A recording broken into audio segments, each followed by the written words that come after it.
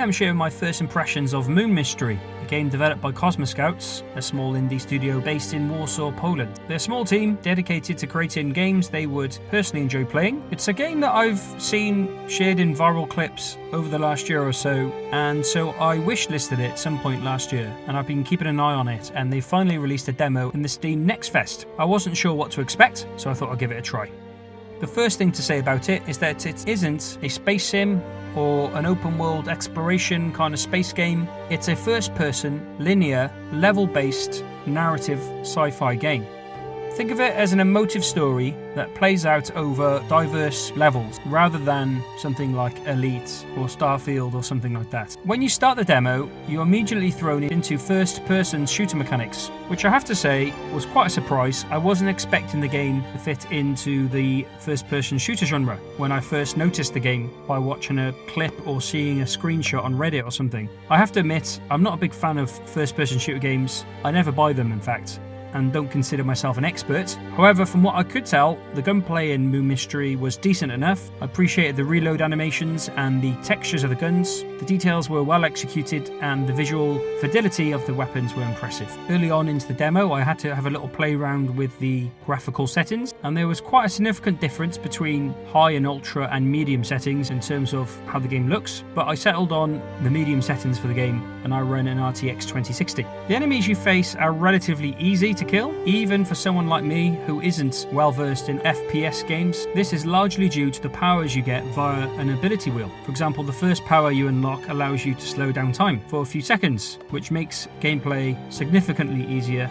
It adds an interesting twist to the combat, giving you the upper hand in most situations that you face early on. However, I couldn't tell you how much damage I received from the enemy units, which brings us to one of the major issues I encountered was the user interface, or rather the lack of one. There's no radar to spot enemies, no information on how much ammo you have left or how many grenades you're carrying, or how much life you have left, or how much damage you have taken. The UI is astonishingly bare, if non-existent. Perhaps the developers plan to add these elements in later on, but for now, it makes the game more challenging in a way that doesn't feel intentional. The segment, or the level, set on the moon base was quite engaging.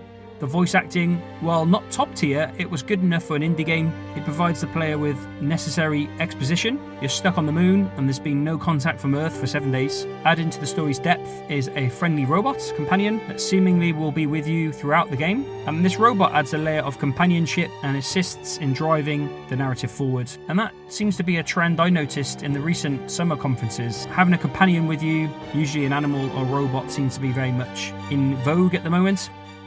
Driving the moon buggy was a fun experience, albeit a bit too easy. I found myself looking around the moon surface as I was driving this buggy along the designated path. It wasn't a challenge as such, it was more of a guided experience. The controls are straightforward, they're the same controls, WASD, as you use to move in the first person mode, and it was a pleasant visual experience more than perhaps a game.